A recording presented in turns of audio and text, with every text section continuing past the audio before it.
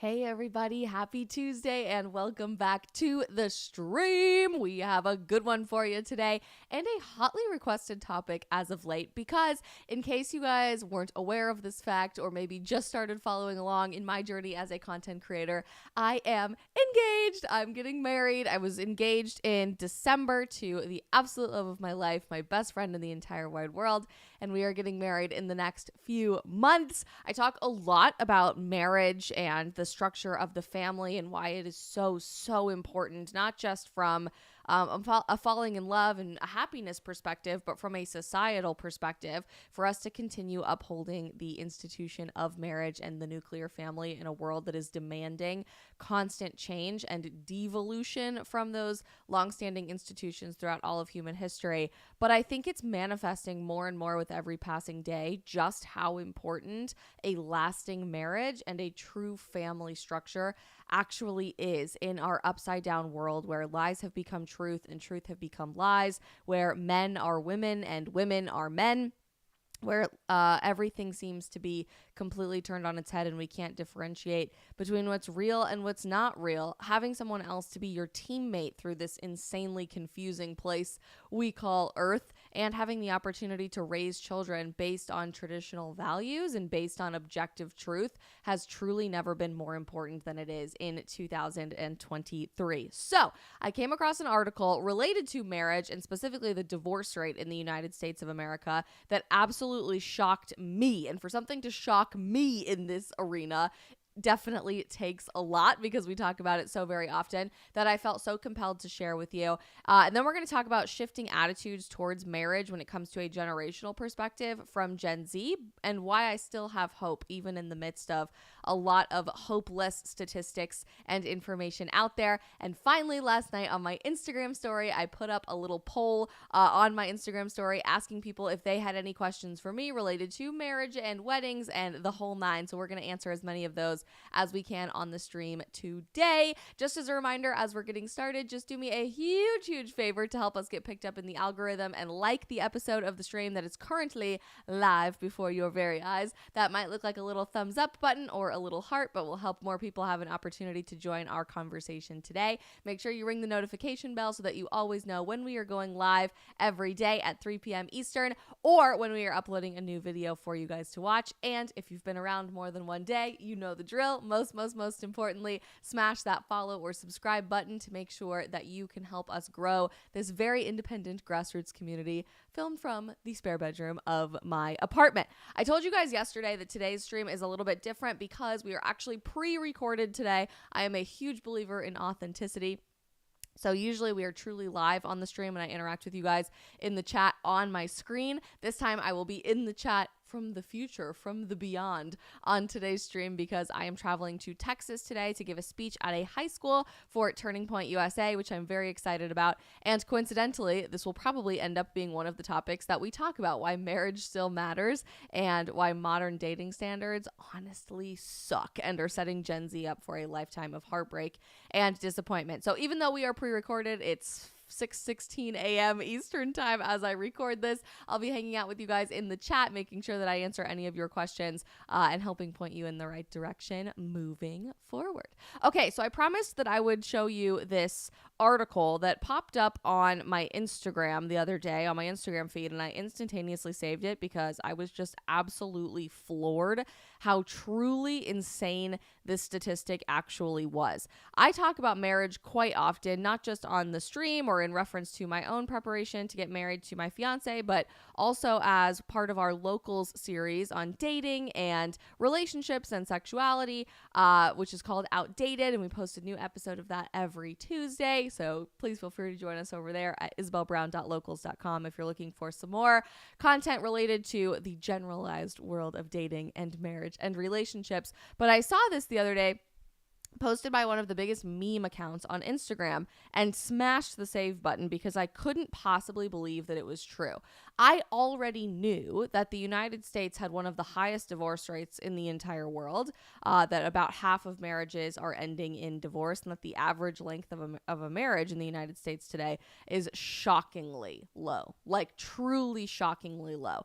But what I didn't know or really do the math to put together is how often divorce actually happens. And I'll preface by saying this. I've been incredibly fortunate in my own life to not really encounter divorce as like an intimate experience in my own life until adulthood.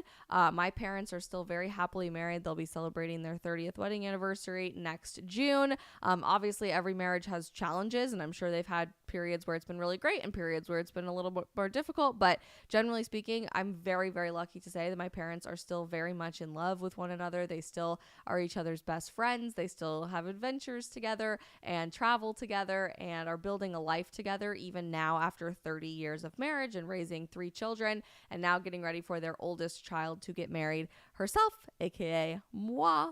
Well done, mom and dad.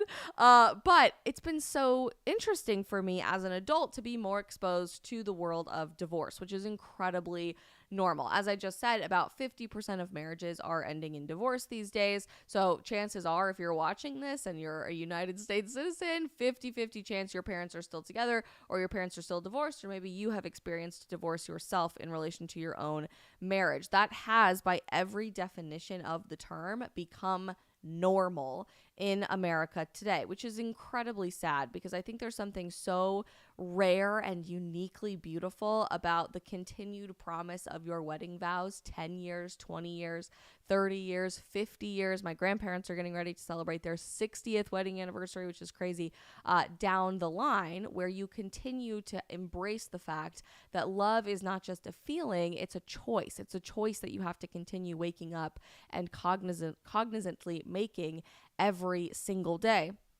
But the more we degrade the value of that choice, the more we embrace this hyper narcissistic society, and the more we encourage people to always put their career, their desires, their vacation, their personal life first instead of dying to self for another person, your spouse, that you promised to do so for the rest of your life, the more common divorce is getting. And we've had some spikes and some falls in the divorce rate, but generally speaking, America retains one of the highest rates of divorce in the entire world, and it remains among some of our historical highs today in 2023. So I saw this post and had to smash save because I really couldn't believe my eyes, even knowing everything I know about the divorce rate and about the marriage rate in America, how truly common this actually is. One of the most popular meme accounts on Instagram posted this 2 days ago with a shocking statistic. In the United States, a divorce happens approximately every 13 seconds. So we've been streaming for like 20 minutes at this point. Think of how many divorces have happened just in the first little spurt of this live stream. Blows your mind. They said in the brief time it takes for a couple to exchange their wedding vows, which typically lasts about 2 minutes, every 13 seconds, approximately 9 divorces happen in the United States. That's horrifyingly sad. This means that during the average 5-hour wedding ceremony, I think what they mean is average 5-hour wedding ceremony and reception, roughly 1,385 divorces take place. The topic of divorce has received extensive attention, with numerous studies exploring various factors influencing relationships and even divorce rates. In the United States, a divorce takes place roughly every 13.2 seconds, totaling about 277 divorces per hour. Almost 300 people getting divorced per hour. 6,646 divorces per day. 46,523 per week. And a staggering 2,419,196 divorces per year, highlighting the prevalence of divorce in our society. 2.4 million divorces per year. So I saw this post and instantly was shocked. It blew my mind, and I had to go back and fact check everything. So I ended up fact checking this, and it is true. These statistics are actually a couple of years old. They're about 2 years old. But several different law firms around the country have confirmed this to be true. Several different data analysis companies have confirmed this to be true. For example, Gillespie Shields, which is a law firm, I think based out of Phoenix, Arizona, based on this picture, did confirm this to be true, that every 13 seconds there's one divorce in America, which ultimately totals up to about 2.4 million divorces every single year. They added in some crazy other statistics that made me very, very sad. First, that divorce in the United States is a legal process in which a judge or other authority dissolves the bonds of matrimony existing between two persons. They say it so casually, but it is in fact just so sad to me that we've allowed this to become that normal, thus restoring them to the status of being single and permitting them to marry other individuals. As of 2016, both marriage rates and divorce rates were decreasing. I've mentioned that we have some spikes and falls, but this does remain among the highest divorce rates that we've ever had. Currently, the divorce rate per 1,000 married women is almost 17. The divorce rate per 1,000 married women is nearly double that from 1960, but down from the all-time high of 22.6 in the early 1980s. Almost 50% of all marriages will end in divorce or separation in the United States. 41% of all first marriages end in divorce. 60% of all second marriages end in divorce, and 73% of all third marriages end in divorce. Almost 600 divorces happen during the length of your typical romantic comedy movie. There are 9 divorces in the time that it takes for a couple to recite their wedding vows. Almost all Americans aged 18 or older, whether they have been married or not, among all Americans 18 or older, whether they've been married or not, 25% have gone through a marital split. 15% of adult women in America today are divorced or separated, compared with less than 1% in 1920. The average first marriage that ends in divorce, which again is 40% of all first marriages, only lasts about 8 years. 8 years. That's it.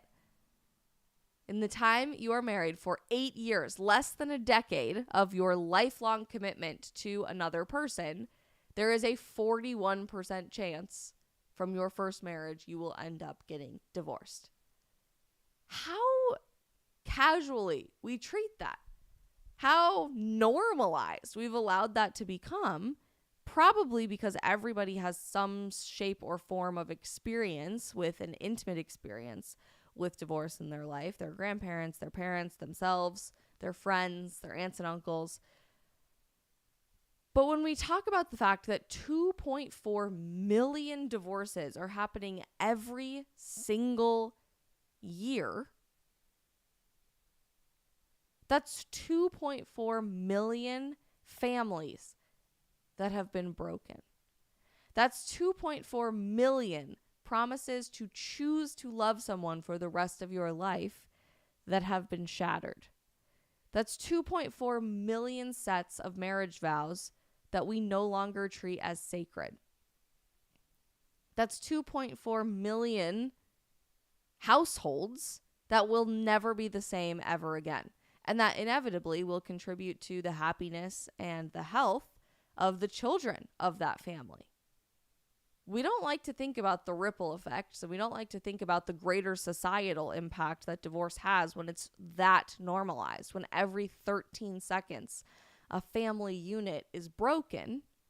And I don't say broken to suggest that I'm condemning you in any way, shape, or form if you do have an intimate experience with divorce.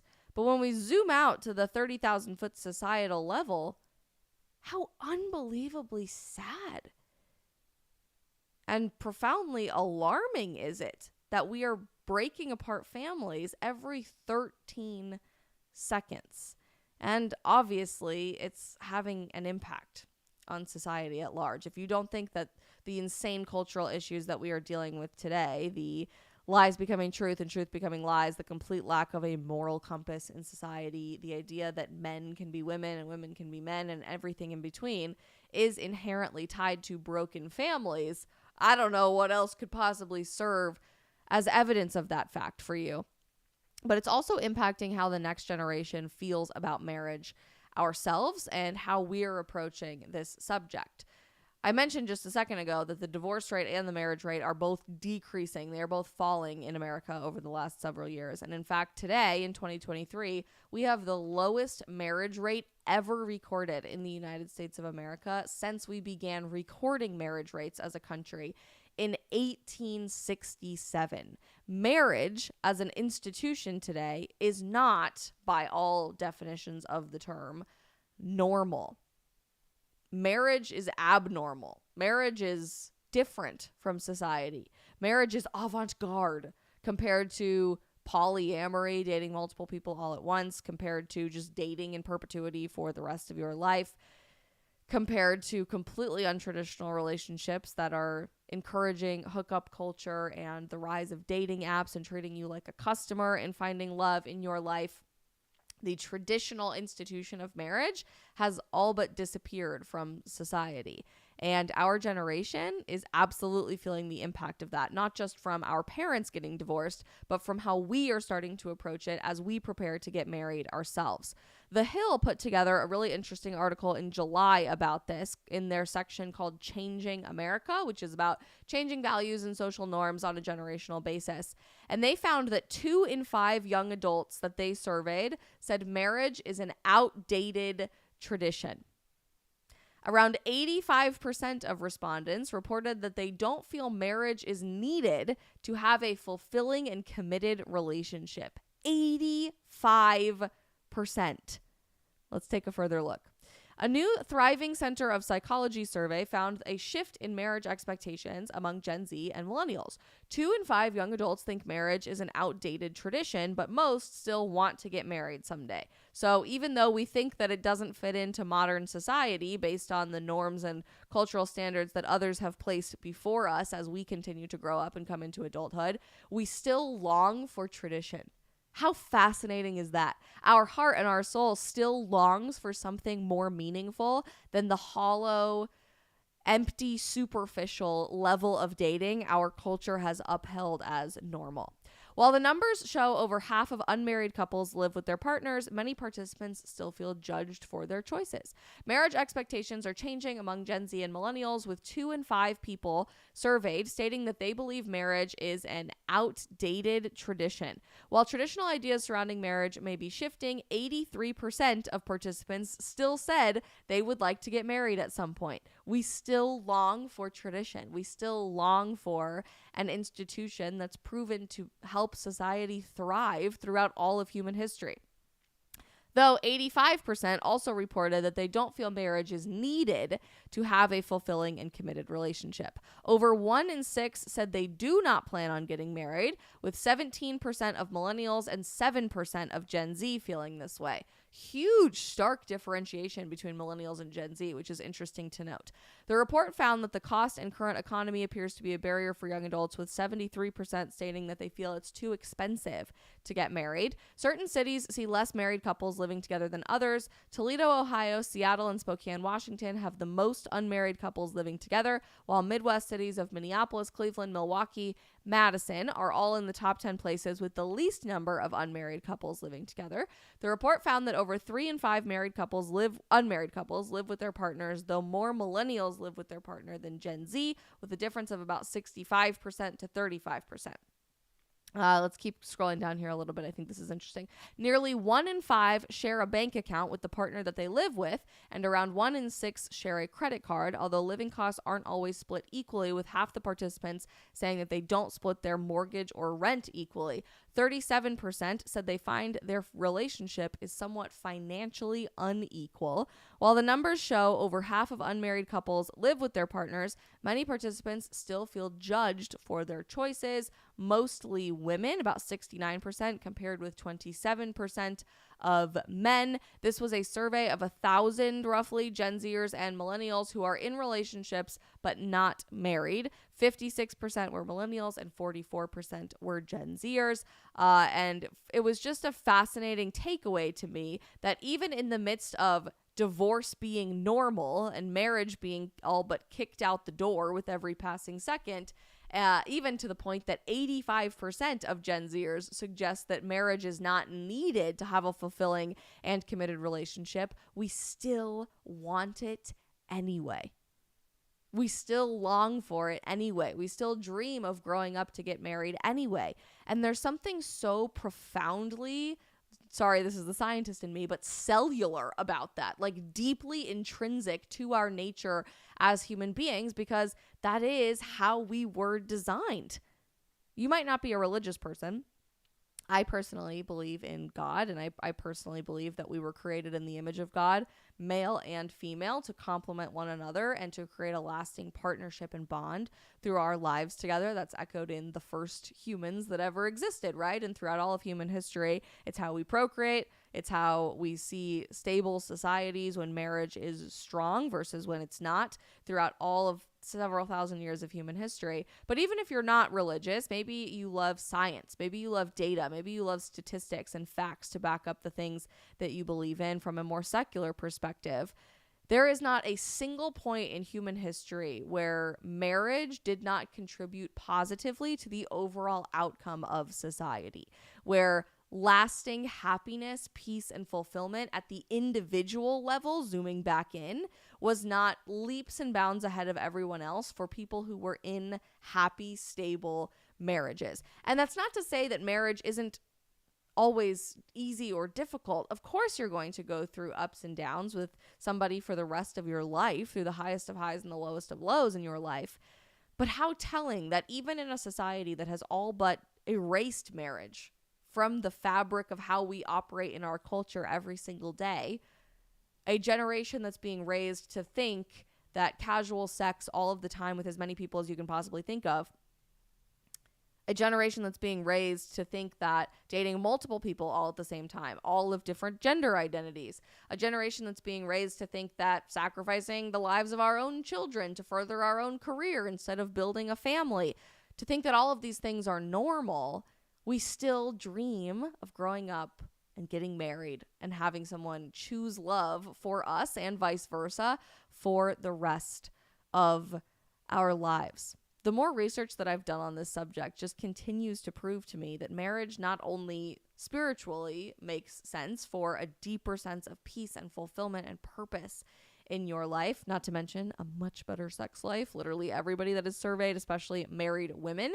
have the best sex lives. So in case you're wondering about all of that and how that might impact your swiping left or right habit that continues to impact your life, it's going to be a lot better. Trust me.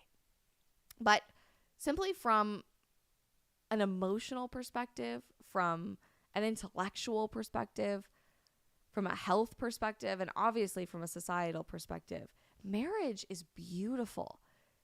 It's the unwavering commitment that no matter how I feel one day or another, that no matter what I have going on in my own life, that no matter what challenges I might face, I'm never alone. I have someone who is committed every day to wake up and die to themselves, to lay down their own desires, their own wants, their own commitments, their own needs even, for the betterment and service of someone else, their spouse, their partner, me, and vice versa. There is a level of sacrificial love that mirrors how God loves us in marriage that is so profoundly beautiful. And I wish our society was able to appreciate that and celebrate that more often instead of incessantly attacking marriage as this archaic, outdated institution that's never going to bring us joy. Because objectively, that's just not true. It does bring us joy. It does bring us fulfillment. And it's absolutely something worth striving for. Something that we do still strive for, the very, very overwhelming majority of us, even when it's attacked from all sides. When we destroy the institution of marriage and subsequently the institution of the family, because good luck having a thriving family unit if you don't have a solid foundation of marriage to base it on, our world spins into chaos. And in my lifetime, as we've seen marriage become less and less normal and broken families become the norm, as we've encouraged the next several generations to embrace casual sex over a meaningful, lasting relationship, to embrace casual relationships and no commitment versus lying your life down for another human being and putting a ring on it, so to speak, we've seen the complete degradation of society. There's no coincidence whatsoever that the amount of hatred and violence that we're seeing around the world today is deeply connected to our inability to experience sacrificial love.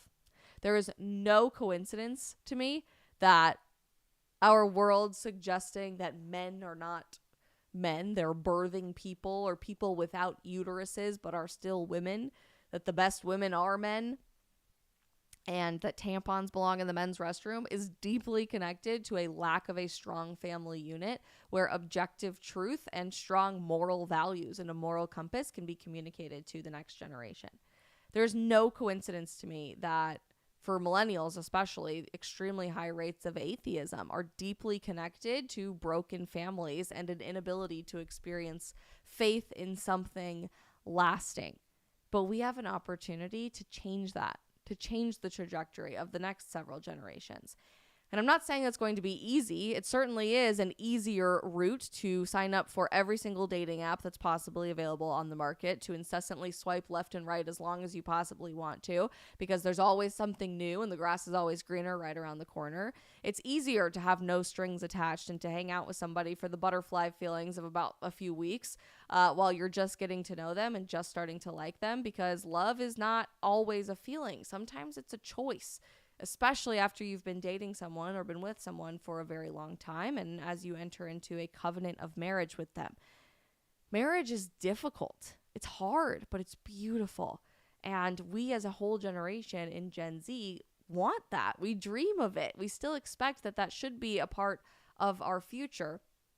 And the more we continue to courageously embrace really truly falling for someone, giving our whole selves to someone else and choosing to love that person for the rest of our lives, I truly believe the more we are able to change society for the better.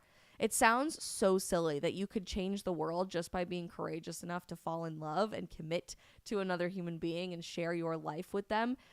But at the societal level, we can change the world by doing just that. And if anything, our world desperately needs more love. What better way to do that than by falling in love and receiving a type of sacrificial love that's only found in marriage?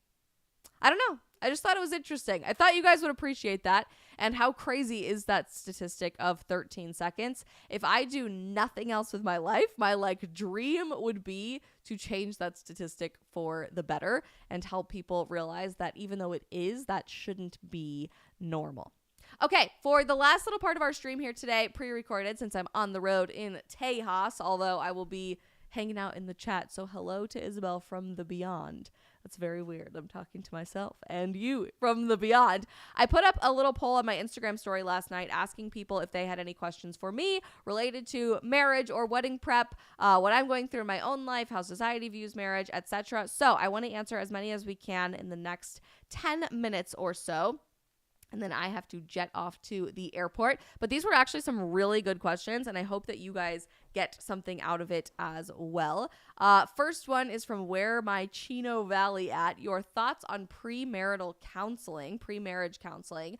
Huge fan of pre-marriage counseling. And I think the word counseling gives that idea kind of a negative spin, or like something that we look down upon or frown upon as if you need help. First of all, you do need help, because it is not in our human nature to choose to die to yourself every day for the wants, needs, and desires of another human being in your spouse. So learning how to experience and give sacrificial love is a skill that we do need help acquiring to and building little building blocks of experience upon as we enter into marriage.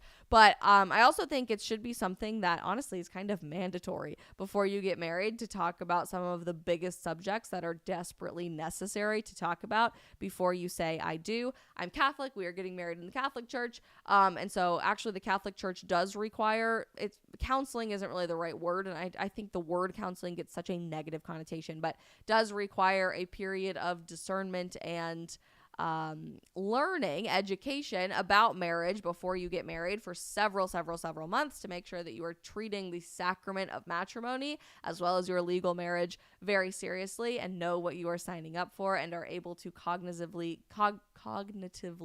excuse me, it is 6 in the morning, give yourself to another human being. So you end up taking like a quiz about your family and how you grew up, your fiance and how they grew up, how you view your fiance, how you think they view you, what your expectations are for marriage, how you want to raise kids, etc. It's this really long test, an inventory they call it. And then you sit down and you talk about all of those things together, not with a third-party mediator, but just like what you experienced, what they experienced, and then generally what the church teaches, which I think is really powerful.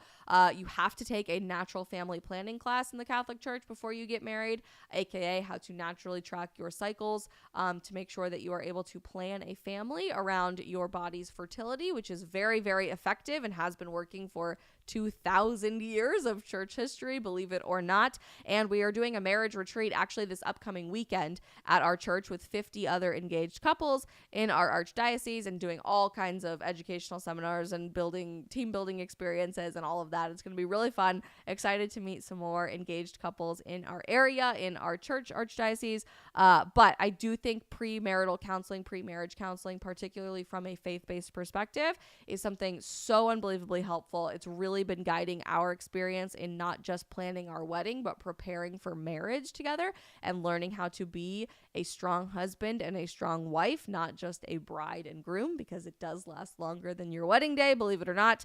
And I actually wish that, especially in religious marriages, this was mandatory for everyone, because most of my Protestant friends did this voluntarily, but it was not something mandatory in their church. Great question. Thank you very much. All right, let's see what else we want to answer as we are scrolling through. Everyone's asking, when did I get married? I'm not married yet. I am engaged. I'm getting married very, very soon. Ooh, this is a good one from Abby Marie. Advice for someone who has become cynical about dating or marriage due to today's culture. Becoming cynical is 100% expected based on the fact that it is normal for people to be divorced every 13 seconds. For 2.4 million divorces to happen every single year. That is enough to make even the most annoyingly, incessantly optimistic person very cynical about the trajectory of dating and marriage. But the best advice that I can give you is that it is still inherent to our nature as human beings to want undying commitment from someone. It's why we experience jealousy. It's why 83% of the people who answered that poll from The Hill still want to get married and still dream about getting married, even though we realize that it's kind of societally considered outdated or archaic to do so. There are still so many, millions of good people out there longing for that sense of a foundation on traditional values and on traditional marriage that is so beautiful and worth holding out for. You might not meet them in the ways that modern dating encourages you to meet people. And so I want to encourage you, you probably aren't going to find that through a dating app. You probably aren't going to find that through all of the pop culture things going on in modern society today. You might have to look in traditional places to find traditional people, but they very much are out there. And I cannot tell you how many weddings and marriages I am seeing start to flourish and thrive within the oldest of us in Gen Z. I was born in 1997, so I'm the oldest year of Gen Z. And obviously we are just now starting to get married as a generation. But over the last year, I've been to probably 12 to 15 beautiful weddings of other Gen Zers. We're going to several more next year, plus our own. And I'm hearing this narrative start to change for the better within our generation, with more and more and more people wanting to embrace traditional marriage and learning to love one another in a beautiful, sacrificial way. So I totally hear why you are cynical. It's probably very normal to feel cynical about all of this, but Abby, you are not alone, and it is absolutely something still worth longing for and preparing your heart for, because the best thing that you can do in desiring a beautiful marriage relationship with someone else is to prepare yourself to be able to give that type of sacrificial love to them when inevitably, hopefully, that does come your way. Mads has a question. Congratulations, she says. Thanks, Mads. Thoughts on commitment issues from a boyfriend 3 years into a relationship? Oof. Mads, thank you for this question. Very important one, and I'm really glad you asked it. I have had several very long-term relationships before I met my fiance. And I think generally speaking, especially as a younger woman, it's very normal to date boys your age and I don't say normal as in like good or acceptable. I just say that as this is how it usually happens. It's very normal for young women in our early 20s or in college or as young professionals to date men who are exactly our age, and we are totally ready for that level of commitment to get married.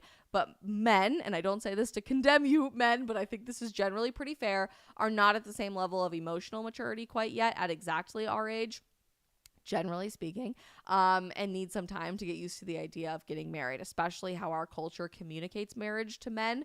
They look at marriage as like getting tied down or the old ball and chain and their independent life completely falling apart. So I actually dated 2 different people before I met my fiance for about 3 years each. I dated someone throughout all the first part of college, and then I dated someone for the end of college all the way through a few years after I graduated and into my young professional life. And in both situations, it really, in hindsight, was me like trying to drag that relationship along, doing the I can change him thing. And someday he'll wake up and he'll realize that he wants to get married to me. Or even they would tell me, I want to marry you, but their actions didn't match up with what they were saying verbally. And they really were half in, half out of that relationship because they just weren't interested in that level of commitment. Obviously, every single relationship is different, Mads, and I'm not going to tell you one way or another. If 3 years is too long and if your boyfriend hasn't hit his knee, you should just be out the door. I don't know the exact specifics of your relationship or what that looks like, but I can tell you when I met my fiance, and this is just my experience, so I hope it's helpful for what it's worth. When I met my fiance, I knew that he was going to be my husband within hours of meeting him, and he knew that I was going to be his wife within hours of meeting me. We said I love you after 2 weeks of dating, which I know sounds like psycho crazy, and that's probably not a normal experience, but we were genuinely talking about we are getting married and what this looks like, and we're not just dating to date. Like, I'm dating so that I can learn how to be your wife and so that you can learn how to be my husband within months of dating one another. It took about a year and a half for my fiance to propose to me and go from being my boyfriend to my fiance. And then we are doing an engagement of about a year and a half because we've moved and I wrote a book and we're doing all of our marriage prep and all of that. So we will have been together for almost 3 years, very, very close, about a month short of 3 years by the time we get married and we say I do. But there was never any shadow of a doubt in either of our minds that this was it. We were doing this for marriage. We were not just doing this to date anymore, which was completely night and day different from the very, very long 3+ year relationships that I had with my boyfriend in college and then that I had with my boyfriend right after I graduated from college. So if there is that lack of a feeling there, or if you have this sense of questioning, is this really going to work out? Are they as invested in this as I am? When is the right time to have this conversation? It's at least time to have the conversation of where is this going? And there's absolutely nothing wrong with going to discern in your own and taking some time off of this relationship.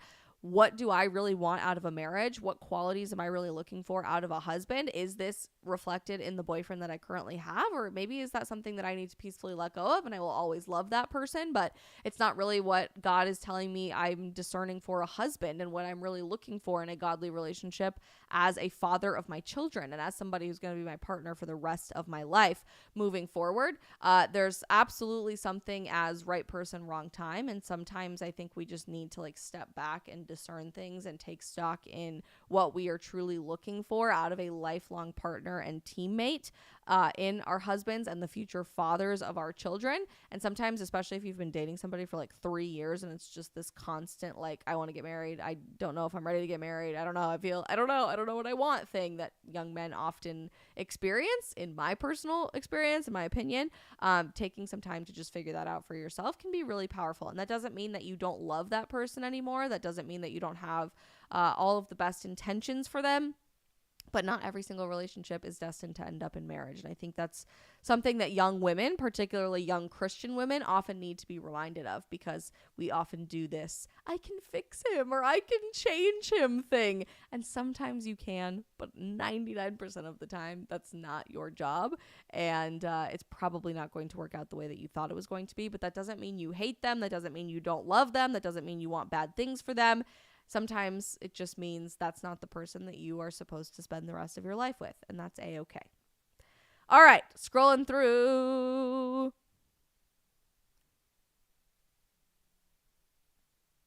Ooh, Katarina, great question. How did you know he was the one when y'all met?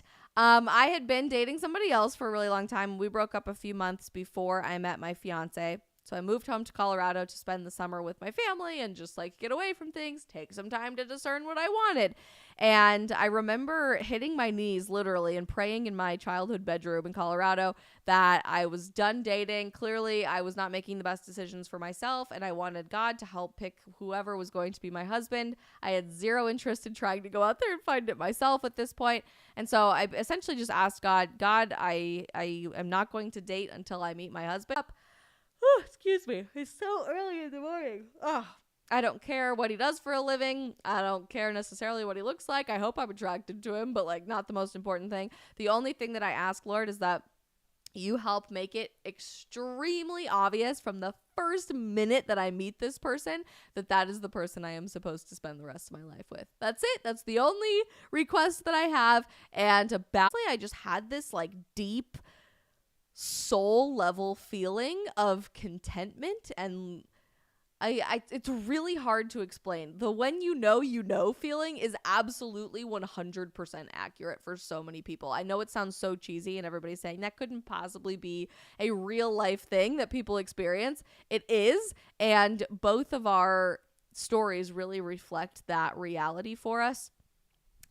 We both had this sense of rest in one another when we met each other. We had this sense of 100% security and confidence that that was going to be the person that we spent the rest of our lives with. By the time he asked me out on a date about 5 days after he met me, I was immediately saying yes. He didn't even ask. He told me we were going on a date, and that didn't surprise me at all. And everything has kind of just felt like a puzzle piece, like fitting together in a way that hasn't been as pulling teeth to get to a level of commitment, to find out that we love each other, to get to the next stage of the relationship. It's all just happened really naturally and really beautifully to a way that I personally cannot explain from human origin. Has to be from God, if that makes any sense. So really from the first day that I've known Brock, I knew that that was going to be my husband. There was just this like, this is different feeling from the first moment that we met, and he will tell you the exact same thing.